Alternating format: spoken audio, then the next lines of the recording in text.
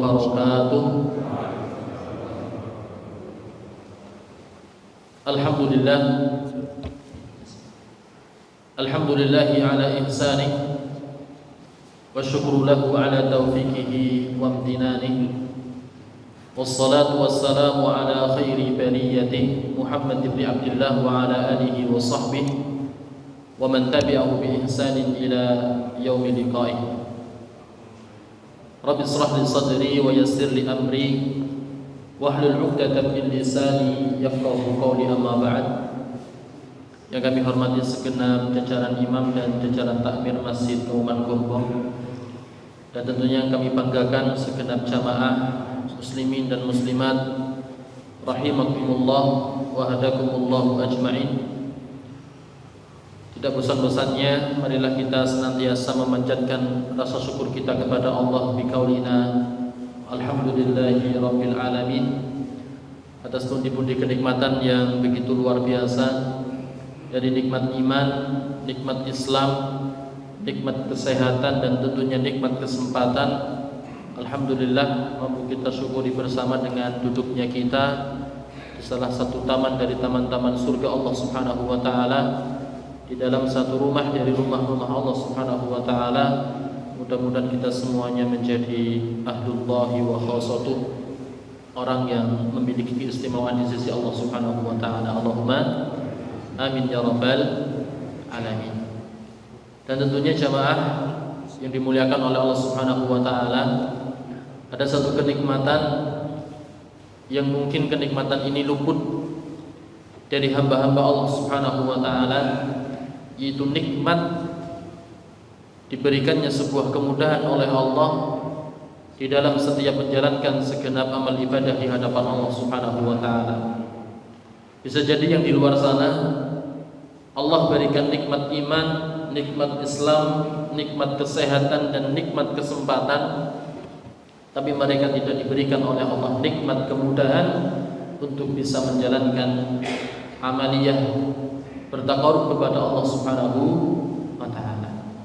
Makanya kata Allah Subhanahu wa taala dalam surat Al-Lail, fasanuyassiruhu lil yusra. Ada beberapa hamba Allah Subhanahu wa taala yang Allah akan berikan sebuah kemudahan setelah melakukan sebuah kemudahan. Allah berikan kemudahan setelah melalui sebuah kemudahan. Artinya adalah seseorang itu selalu diberikan kemudahan oleh Allah dalam setiap hal di dalam kehidupan dunia. Ternyata ada 3 sebab seseorang mendapatkan sebuah kemudahan di sisi Allah Subhanahu wa taala. Maka di ayat sebelumnya Allah sampaikan, fa amma man a'ta wattaqa wa saddaqa bil husna. Maka intinya jawaban dari Allah, fasanu yassiruhu lil yusra. Ternyata ada 3 sebab kenapa kok kita selalu dimudahkan oleh Allah Subhanahu wa taala dalam menjalankan segenap ibadah di hadapan Allah. Karena yang pertama, a'ta. Apa itu a'ta? Ditafsirkan oleh Imam Ibnu Katsir di dalam kitab beliau, yaitu i'ta'u ma amarallahu ikhrajahu, yaitu seseorang mengeluarkan setiap apa yang diperintahkan oleh Allah untuk dikeluarkan. Apa yang dimaksud di dalam ayat ini? Maka di tafsir yang lain dijelaskan oleh Allah di dalam surat Taubah, wajahidu bi amwalikum wa anfusikum, yaitu bagaimana seseorang berjihad bersungguh-sungguh memberikan apa yang mereka miliki dari harta dan jiwa. Oleh karenanya kita diberikan kemudahan oleh Allah, ya, di setiap sholat 5 waktu kita selalu hadir. Itu karena kita sudah optimal di dalam harta yang kita miliki, jiwa yang kita miliki, kita keluarkan untuk Allah Subhanahu wa taala. Kemudian yang kedua kata Allah, wattaqa. Orang yang diberikan kemudahan oleh Allah adalah orang-orang yang bertakwa kepada Allah Subhanahu wa taala. Dan yang ketiga kata Allah, wasaddaqa bil husna. Orang mendapatkan kemudahan dari Allah untuk menjalankan amal ibadah ketika seseorang betul-betul yakin di dalam hatinya, percaya tentang adanya Allah al-husna, kebaikan. Apa yang dimaksud kebaikan? Ada dua. Yang pertama adalah pahala dan yang kedua adalah surga. Ini sebagai modal, Pak. Nanti ketika kita diberikan kesempatan kembali oleh Allah masuk di bulan Ramadan yang penuh dengan amaliyah di dalam bulan Ramadan. Ketika kita pengen dimudahkan segala urusan dan amal ibadah kita di dalam bulan Ramadan, maka ingat tiga modal ini. Yang pertama apa? Memberi apa yang kita miliki. Yang kedua, didasari dengan ketakwaan. Dan yang ketiga, yakin terhadap adanya pahala dan surga yang telah dijanjikan oleh Allah Subhanahu wa taala. Kita berharap mudah-mudahan Allah memberikan kesempatan kembali ya kepada kita untuk hadir di bulan Ramadan tahun ini. Allahumma amin ya rabbal alamin. Bapak-bapak, ibu jamaah yang dimuliakan oleh Allah, untuk mengawali kajian kita pada malam hari ini, mari kita bersama-sama berdoa terlebih dahulu kepada Allah. Mudah-mudahan Allah Subhanahu wa taala membuka hati kita untuk menerima hidayah berupa ilmu yang bermanfaat. Saya awali, monggo diikuti bersama-sama. Bismillahirrahmanirrahim. Allahumma inni as'aluka ilman nafi'an wa rizqan thayyiban wa amalan mutaqabbalan. Ya Allah, ya Tuhanku, aku memohon kepadamu ilmu yang bermanfaat dan rezeki yang baik dan amalan yang diterima. Amin ya rabbal alamin. Bapak-bapak, ibu jamaah yang dimuliakan oleh Allah, sebelum kita melanjutkan pembahasan kita pada pertemuan sebelumnya, saya ingin melanjutkan jawaban dari pertanyaan ya salah seorang jamaah pada minggu sebelumnya, yaitu tentang bagaimana hukumnya bagi seseorang wanita yang sudah menginjak usia lanjut ya pada tahapan menopause, gitu ya. Mengutip daripada satu ayat di dalam Al-Qur'an di dalam surat An-Nur ayat 60. Maka Allah Subhanahu wa taala sampaikan di dalam surat An-Nur ayat 60, dan perempuan-perempuan tua yang telah terhenti dari haid dan mengandung yang tiada ingin kawin lagi, tiadalah atas mereka dosa untuk menanggalkan pakaian mereka dengan tidak bermaksud menampakkan perhiasan dan berlaku sopan, adalah lebih baik bagi mereka, dan Allah Maha mendengar lagi Maha mengetahui. Agar ini tidak menjadi sebuah problem ke depannya, maka kita harus kupas tentang ayat di dalam surat An-Nur, yaitu ayat yang ke-60. Maka disebutkan di dalam tafsir As-Sa'di yang kita kenal dengan kitab Taysirul Manan fi Tafsir Kalamil Rahman. Dan perempuan-perempuan tua yang telah terhenti dari haid dan mengandung, maksudnya adalah para wanita yang telah berhenti dari persetubuhan dan syahwat. Jadi maksud adalah siapa? Wanita yang tidak memiliki syahwat, baik untuk bersetubuh ataupun untuk menikah kembali, yang tiada ingin kawin lagi. Maksudnya yaitu tidak ingin menikah dan tidak menarik untuk dinikahi. Jadi wanita-wanita yang diperbolehkan untuk menanggalkan pakaian mereka, yaitu jilbab, yaitu seorang wanita yang tidak punya hasrat untuk menikah dan tidak diminati oleh orang lain untuk dinikah. Maka ini adalah wanita yang masuk kriteria boleh untuk menanggalkan jilbab mereka. Sedipahami sampai sini ya? Kemudian yang berikutnya ya, mereka diperbolehkan untuk membuka wajahnya karena aman dari kekhawatiran baik yang muncul darinya atau mengarah kepadanya. Tatkala diperbolehkannya menanggalkan pakaian, barangkali terpahami darinya atas bolehnya memakai segala sesuatu. Maka Allah mencegah kekhawatiran ini dengan berfirman, dengan tidak maksud menampakkan perhiasan. Maksudnya tidak menampakkan perhiasannya kepada orang lain berupa tindakan menghiasi diri dengan baju yang tampak atau mencolok dan tidak menghentakkan kaki ke tanah supaya diketahui perhasiannya yang tersembunyi. Jadi ngapunten ya, seorang wanita ketika sudah masuk ke masa senja atau masa tua, diperbolehkan bagi mereka untuk menanggalkan jilbab mereka ya. Batasnya apa? Yang pertama tadi, tidak ada hasrat untuk menikah dan tidak diminati oleh orang lain untuk dinikahi. Dan yang kedua, ketika kriteria yang kedua ataupun dua kriteria ini ada di dalam diri seorang wanita, maka ada kriteria yang berikutnya, yaitu apa? Tidaklah dia menggunakan pakaian yang mencolok atau menarik lawan jenis. Oleh karenanya ketika seorang wanita pergi ke undangan, pergi ke pasar, pergi ke masjid, maka wanita yang seperti ini kriteria tadi, maka diharuskan untuk menggunakan jilbab. Kapan dia tidak diperbolehkan ataupun diperbolehkan untuk tidak menggunakan jilbab? Yaitu ketika dia keluar rumah sementara pakaiannya tidak mencolok, ya, ngendong tanggane pengen cerita ngalor itu. Misalnya seperti itu. Tapi naik ke pasar, kemudian kondangan, ke masjid, itu kan identik menggunakan pakaian yang mencolok atau pakaian yang bagus. Maka di sini wajib baginya untuk tetap menggunakan jilbab. Bisa dibilang ini terutama bagi ibu-ibu atau nini-nini. Kemudian yang berikutnya, Syekh Mustafa Al-Adawi menerangkan bahwa yang dimaksud dengan pakaian yang mereka tanggalkan adalah jilbab. Itu pakaian wanita ketika keluar rumah. Umumnya wanita mengenakan pakaian biasa, lalu ketika keluar rumah mereka mengambil jilbab.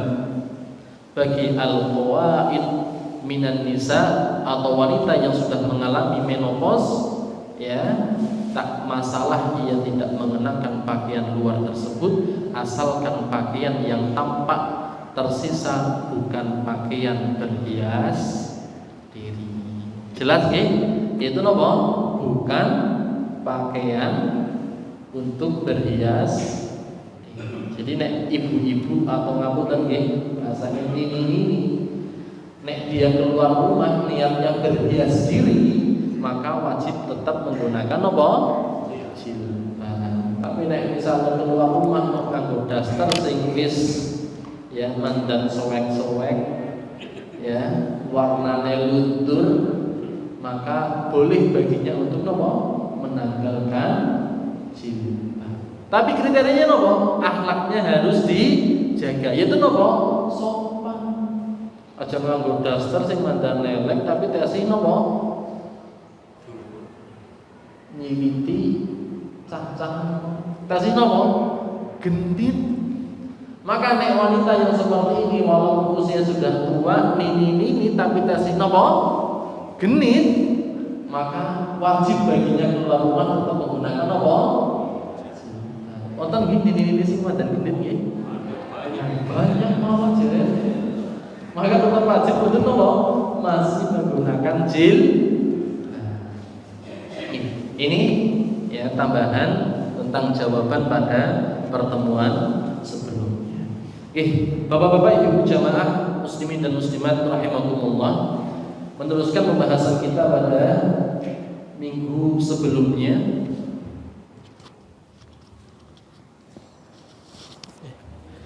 Ya, tentang keadaan orang kafir di dalam akhirat. Tentunya pada pertemuan sebelumnya kita sudah membahas tentang masalah macam-macam daripada kufur akbar, sebuah kekafiran yang mengeluarkan seseorang dari agama Islam. Tapi sebelum kita meneruskan tentang pembahasan ini, maka kita harus paham tentang bagaimana keadaan orang kafir di dalam akhirat, agar kita lebih waspada terhadap kekufuran-kekufuran yang selalu mengintai diri kita. Karena terkadang kita nggak sadar bahwa kita masuk ke dalam jurang kekufuran. Maka yang perlu kita ingat bahwa Allah Subhanahu wa taala telah menampakkan dan telah menjelaskan di dalam Al-Qur'an tentang keadaan orang-orang kafir di dalam akhirat. Tapi yang lebih penting daripada itu yaitu bagaimana kita menyikapi di dalam kehidupan dunia ketika kita mendapati orang-orang kafir begitu memukau di hadapan kita. Ngapunten, orang yang menguasai Indonesia, orang kafir napa orang muslim, Pak? Di sekeliling kita di daerah Gombong, ya, orang-orang kaya lebih banyak orang kafir atau orang muslim? Ya, yang menguasai jalan Yosudarso muslim nopo ngapunten kafir. Nah, maka di sini Allah Subhanahu wa taala memberikan sebuah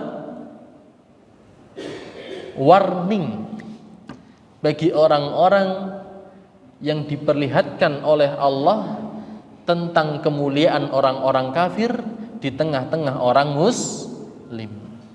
Maka satu ayat di dalam surat Qasas di ayat yang ke-79 dijelaskan tentang bagaimana kondisi Bani Israel ketika itu, ketika siapa? Qarun menampakkan dirinya di hadapan mereka penuh dengan kemewahan. Begitu juga di tengah-tengah masyarakat kita, medsos, kemudian apa malih?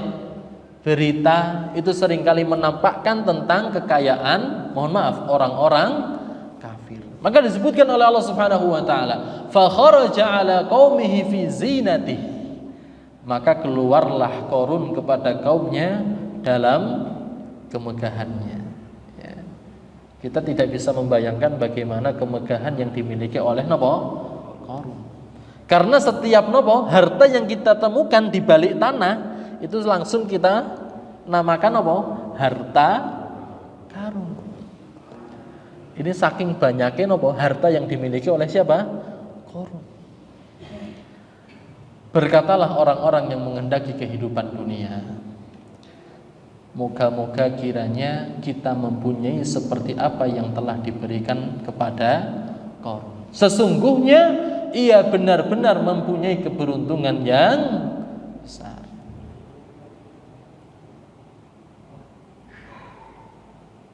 Rakyat orang-orang di zaman siapa? Fir'aun, di zaman Qarun itu hampir sama dengan keadaan kita saat ini. Mohon maaf, makanya kemarin ada sesuatu yang viral gitu. Ya, salah satu pendakwah di Jogja, yaitu siapa?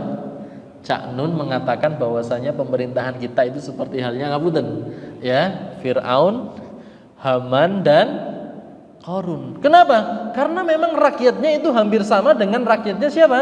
Di zaman Fir'aun.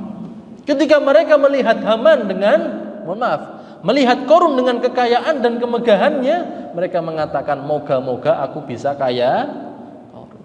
Seperti yang sekarang, ketika kita melihat satu public figure yang begitu terkenal masih muda tapi uangnya miliaran, masih ingat siapa? Indra Kents, Pak. Semua anak muda mengidolakan Indra Kents dan berharap moga-moga aku bisa kaya. Makanya satu grup Telegram yang dibimbing oleh beliau Indra Kents dari pemuda itu sekitar 13.000, Pak. Berapa, Pak? Akeh napa mboten? Seperti halnya orang-orang yang berada di tengah-tengah siapa? Dalam artian apa? Wala tamudunna ainaika. Jangan kalian panjangkan mata-mata kalian ketika melihat bagaimana Allah memberikan kenikmatan kepada siapa? Orang-orang kafir. Maka di ayat yang berikutnya di dalam surat At-Taubah ayat 55 Allah Subhanahu wa taala berfirman, "Wala yahsabanna alladziina kafaru annama numli lahum khairun li anfusihim." Maka janganlah harta benda dan anak-anak mereka menarik hatimu. Masih lagi anget nih Pak, tentang masalah pajak nggih. Bagaimana seorang anak dan seorang istri memamerkan kekayaan suami dan ayah ayahnya. Main apa mboten? Jagonge nang dhuwur, mobil Robicon. Tasnya mewah. Menarik apa mboten, Pak? Ya Allah, aku pengen kayak kae loh. Semua pengen nggih? Mesti, ya. Tapi luar biasa. Sesungguhnya Allah menghendaki dengan memberi harta benda dan anak-anak itu untuk menyiksa mereka dalam kehidupan di dunia. Boleh meniti karir luar biasa, tapi Allah siksa dengan apa, Pak? Anak dan istri. Menjadi apa? Balak di dalam kehidupan dunia, dan kelak akan melayang nyawa mereka sedang mereka dalam keadaan kafir. Ini yang harus kita cermati, ya. Ketika kita melihat bagaimana Allah memberikan kenikmatan kepada siapa? Orang-orang kafir. Jangan terperdaya. Jangan kok kita mengimpikan sebagaimana mereka mendapatkan sebuah kenikmatan yang diberikan oleh Allah Subhanahu wa taala kepada mereka. Kenapa? Apa yang diberikan oleh Allah itu merupakan sebuah tipu daya dari Allah agar mereka larut dalam apa? Sebuah kemaksiatan di hadapan Allah, sebuah kekafiran di hadapan Allah, dan tidak ada tempat kembali bagi mereka kecuali apa? Neraka Allah Subhanahu wa taala.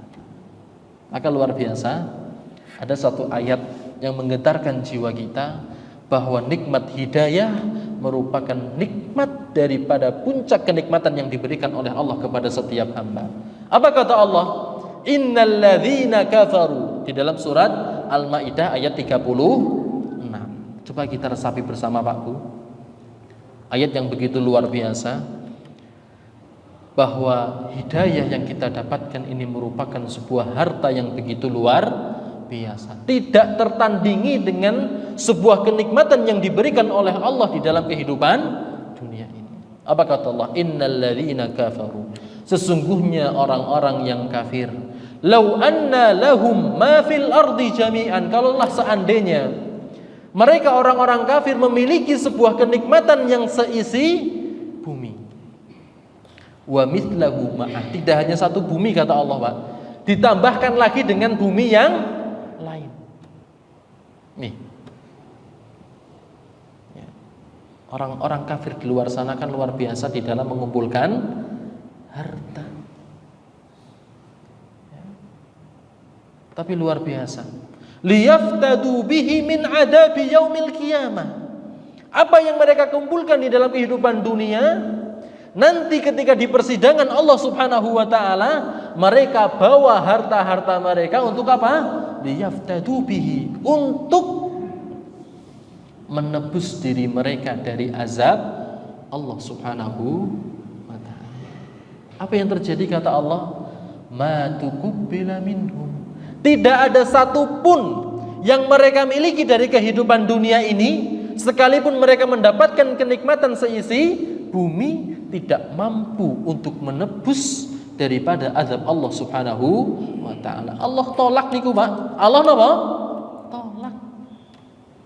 Dan kata Allah, walahum adzabun alim, dan bagi mereka napa? Azab yang pedih.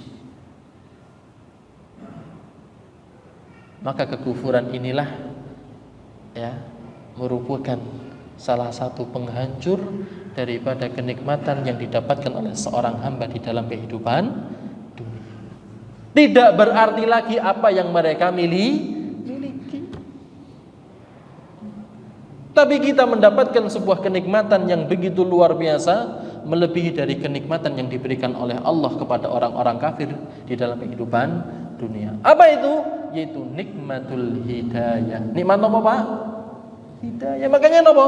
Selalu di dalam setiap rakaat yang kita lakukan, kita selalu minta apa? Ihdinas siratal mustaqim. Sekalipun siapa? Nabi Muhammad alaihi salatu wassalam. Kenapa? Karena Allah ingin memberikan sebuah pesan kepada kita bahwa nikmat hidayah merupakan nikmat yang tidak ada bandingannya, Pak. Sekalipun apa? Nih, orang kafir memiliki apa? Dunia dan seisinya, digunakan untuk menebus diri mereka, terhadap azab Allah Subhanahu wa taala, maka oleh Allah napa? Makanya Pak, ya, ketika kita ada punya kesempatan ngaji, di sisi yang lain kita ada urusan duniawi, maka mohon maaf, ya, luangkan waktu kita untuk duduk di majelis taklim. Kenapa? Karena nikmat hidayah merupakan nikmat yang begitu luar biasa. Ini nikmat yang begitu luar biasa, Pak. Maka ada satu ayat lagi di dalam surat Al-Ma'arij ayat 11 sampai ayat 15. Yubassirunahum yawaddul mujrimuna la yaftadi min adabi yauma idzin bibani. Ya, sedang mereka saling memandang siapa orang-orang kafir lah. Kono nang kene. Makanya luar biasa nggih. Saya kok miris nggih, ada satu artis, Pak, perempuan yang begitu bangga, ya, apabila dirinya masuk ke dalam neraka. Jadi nopo? Ngesuk bisa ketemu Michael Jackson. Paham gini nggih? Ada yang begitu bangga, dan kata Allah nopo yubassirunahum. Mereka nopo saling memandang di dalam neraka Allah Subhanahu wa taala. Maka orang kafir ingin kalau sekiranya dia dapat menebus dirinya dari azab hari itu dengan apa? Anak-anak mereka. Mereka kufur dengan Allah, mereka cari dunia hanya untuk kepentingan siapa? Anak-anak mereka. Ketika hari akhirat, ki aku dua anak sing gementek usahane pol-polan sampai kufur kepada Allah Subhanahu wa taala, iki tak jadikan gadai agar nopo bisa menebus azab Allah Subhanahu wa taala. Maka kata Allah, orang bisa. Kemudian apa? Wa sahibatihi wahi, begitu pula apa? Orang tersebut akan menggadaikan siapa? Istri dan saudara-saudara mereka. Wa fasilatihi allati tuwi, dan kaum familinya yang mereka lindungi di dalam kehidupan dunia.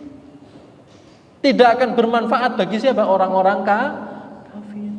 Tapi luar biasa nih, seseorang itu menjalin hubungan sesama mereka di dalam ketakwaan kepada Allah, maka mafhum mukhalafah dari ayat ini, mereka akan saling tarik menarik. Yo ngene, ya. Lagi terseok-seok dalam kehidupan akhirat di dalam neraka Allah, orang yang membangun pertemanan karena Allah Subhanahu wa taala saling tarik menarik, Pak. Yo melu aku kemana? Ke surga Allah Subhanahu wa taala. Itu nikmat nopo? Hidayah. Iki lho jagongan, ya, pinggiran, ya, mungkin ngapunten nggih, satunya nanti nopo di neraka, satunya di surga. Kelingan, Pak, ngene iki, bareng karo aku gumen jagong, bareng ngaji, bareng dapat hidayah, bareng. Itu, Pak, nikmatnya nopo? Majelis ilmu. Orang yang mendapatkan hidayah dari Allah Subhanahu wa taala. Berbeda halnya dengan siapa? Orang-orang anake digadekke, bojone digadekke, saudaranya, familinya semuanya mau digadekke. Tapi kata Allah Subhanahu wa taala, kalla innaha la, sekali-kali tidak dapat kalian menebus diri kalian dengan orang-orang terdekat kalian. Sesungguhnya neraka itu adalah api yang bergejolak. Maka mari kita siapkan diri-diri kita untuk mempelajari tentang bagaimana macam-macam kekufuran kepada Allah Subhanahu wa taala agar diri-diri kita terselamatkan dari nopo?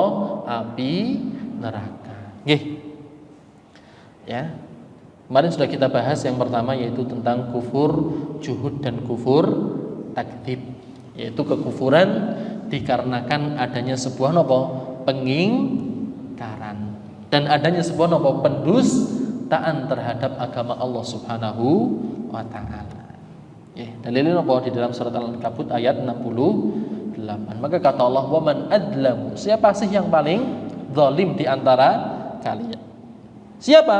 Mimman iftara 'ala Allahi kadziban au kadzdzaba bil haqq. Itu orang-orang yang mengadakan tentang kedustaan terhadap Allah atau mendustakan yang hak tatkala yang hak itu datang kepadanya. Bagaimana? Ya, sebuah kebenaran hadir di tengah-tengah kita, kadang kita nopo? Enggan untuk menyambut kebenaran yang datang dari Allah Subhanahu wa taala. Karena kadang kita nopo? Lebih tertarik tentang masalah dunia. Padahal sudah jelas, terutama tentang masalah nopo? riba, Pak. Tentang masalah apa? Riba yang sudah jelas. Ya. Tapi kita apa? Kadang seneng karena apa? Keuntungannya begitu banyak. Tapi saya katakan, barang siapa yang meninggalkan riba, maka Allah Subhanahu wa taala akan berikan sebuah kemuliaan. Itu. Ya. Jangan sampai ketika kita mendapatkan sebuah kebenaran kok kita sampai mendustakan kebenaran tersebut dengan cara menutup mata tentang hukum-hukum Allah Subhanahu wa taala. Maka kita bisa masuk ke dalam ranah kekufuran. Kemudian yang berikutnya, yang kedua adalah kufrul i'rad. Apa itu? Berpaling dari sebuah kebenaran. Seseorang sudah diberikan hidayah oleh Allah Subhanahu wa taala, tapi hati dan jiwanya berpaling dari kebenaran Allah Subhanahu wa taala. Ini, Pak. Berpaling dari apa? Kebenaran. Padahal sudah jelas tentang sebuah kebenaran datang dari Allah Subhanahu wa taala, tapi hati dan jiwa kita berpaling dari kebenaran tersebut. Sebagaimana siapa? Orang-orang Yahudi di Madinah. Sudah jelas bagi mereka sebuah kebenaran. Bahkan disebutkan oleh Allah Subhanahu wa taala bahwa Nabi sallallahu alaihi wasallam oleh orang-orang Yahudi Madinah itu seperti halnya anak-anak mereka sendiri, Bu. Jadi ngertine ora patut tentang siapa? Nabi sallallahu alaihi wasallam. Tapi apa yang terjadi? Mereka i'rad. Mereka mengingkari terhadap Nabi sallallahu alaihi wasallam. Kenapa? Karena gengsi. Allah biasanya menurunkan nabinya dari kaum siapa? Bani Israel. Tapi kenapa kok Allah tutup kenabian dengan siapa? Seseorang dari Bani Hashim, keturunan Arab. Ya. Apa yang terjadi? I'rad. Mereka mengingkari terhadap kenabian Nabi sallallahu alaihi wasallam. Kemudian yang berikutnya, ya, kata Allah Subhanahu wa taala dalam surat Al-Ahqaf, dan orang-orang yang kafir berpaling dari apa yang diperingatkan kepada mereka. Ketika seseorang berpaling dari kebenaran, maka bisa terancam seseorang masuk ke dalam ranah kekufuran yang bisa mengeluarkan seseorang dari agama Islam. Konsekuensinya bagaimana tadi? Nikmat yang diberikan oleh Allah begitu banyak tanpa bisa dijadikan sebagai tebusan, ya, untuk azab Allah Subhanahu wa taala. Ini yang keberapa? Yang kedua. Yang ketiga adalah kufur syak. Itu kekafiran yang muncul karena keraguan di dalam hati. Ya. Ngapunten nggih, beberapa waktu yang lalu kita diingatkan dengan momentum adanya peringatan Isra dan Mi'raj. Sekarang pertanyaannya, Pak, apakah di dalam hati kita masih ragu tentang proses kejadian Isra wal Mi'raj, Pak? Kalau kita masih ragu, maka bisa jadi kita masuk ke dalam ranah ragu napa mboten, Pak? Perjalanan dari Masjidil Aqsa, Masjidil Haram ke Masjidil Aqsa yang biasanya ditempuh dengan berkendara kuda 1 bulan, itu hanya ditempuh dengan 1 malam. Itu sesuatu yang mustahil. Maka semua orang ketika itu, sekalipun sahabat itu meragukan dan bimbang terhadap kejadian Isra wal Mi'raj. Nih, hati-hati tentang masalah keraguan yang muncul di dalam hati kita tentang Al-Qur'an dan Sunnah, tentang Allah dan siapa? Nabi sallallahu alaihi wasallam. Lah biasanya yang meragukan itu berbicara tentang masalah Pak? Hari kiamat.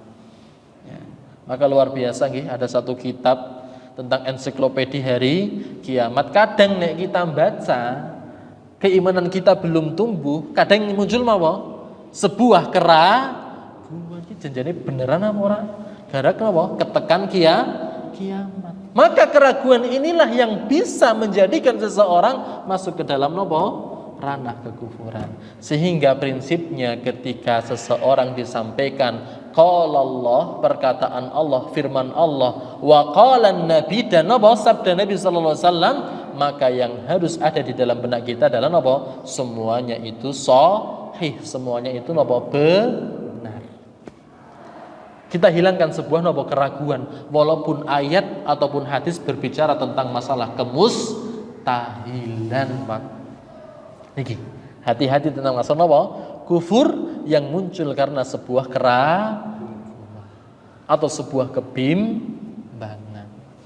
Oke, kemudian yang berikutnya ya, ini mengisahkan tentang dua orang yang masuk ke dalam nopo? Kampung akhirat. Satu kafir, satu muslim. Orang kafir mengatakan ketika masuk ke kampung akhirat, mereka mengatakan, saya kira dulu di dalam kehidupan dunia itu taman-taman yang saya miliki itu tidak akan binasa. Tapi ternyata apa? Allah binasakan dengan hari kiamat. Maka baru ngeh masuk kampung akhirat tidaklah dia dapati kecuali apa? Neraka Allah Subhanahu wa taala. Maka saya bocorkan, Pak, satu hadis daripada Nabi sallallahu alaihi wasallam.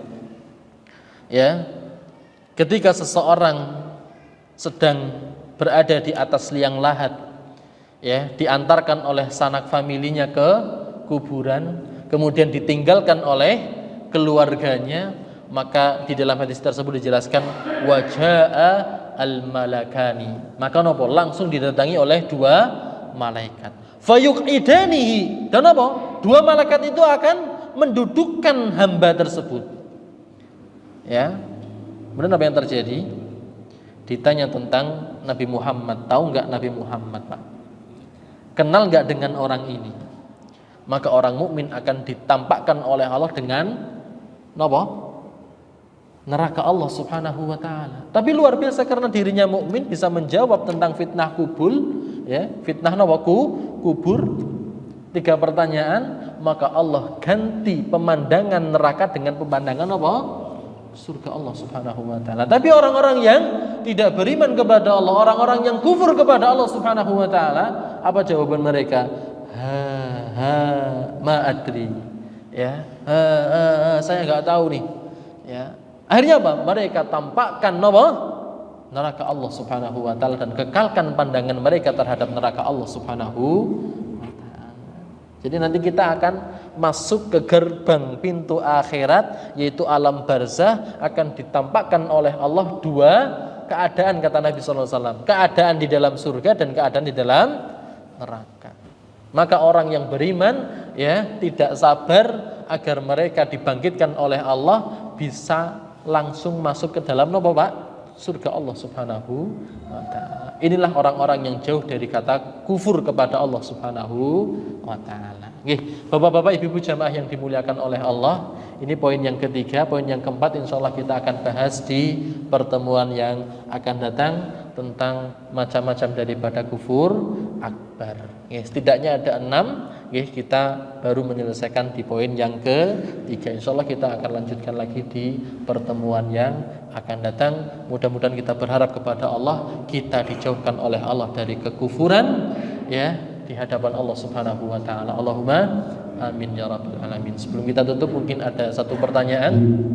Nggih, monggo. Masih ada satu pertanyaan, silakan dari Bapak. Oh ya, Nggih. Singkat ya, satu pertanyaan. Silakan.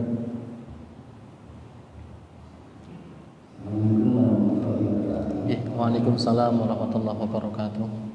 Maaf, saya mau kan di bangsa kita kan itu kalau ada kebutuhan banyak itu ya kita bikin sama tetangga atau memang saudara itu kelihatannya nggak boleh. Ya nembungnya juga agak ragu-ragu gitu, belum nembung udah katanya apa biaranya nggak migrasi gitu. Terus menurut mudahnya kita ngambil di bank itu terus dibandingkan itu untuk menebus karena riba itu gimana bahasa? Atas jawaban terima kasih Pak. Oke, tanya. Ya. Tentang riba yang benar Tentang riba. kemarin kalau tidak hadir dalam kajian si Ustaz Muhyiddin Hasan. Oke. Oke, jazakumullah khairan atas pertanyaannya. Ini karena kebetulan sudah masuk waktu azan Isya, ya, insyaallah kita pending untuk jawabannya di pertemuan yang akan datang, ya, dengan pembahasan riba. Ini menarik, ya. Ya, beberapa hari kemarin saya diminta untuk menjadi staf ahli, ya, untuk di peradilan karena tentang masalah riba, ya, angsuran macet dan sebagainya. Ini menarik nanti, ya. Ya, bagaimana insyaallah nanti kita akan jawab di pertemuan yang akan datang. Ya, seperti itu. Nggih, ngapunten sangat, nggih. Jazakumullah khairan atas pertanyaannya. Nggih. Besok harus hadir kalau tidak. Nggih. Ya, terima kasih.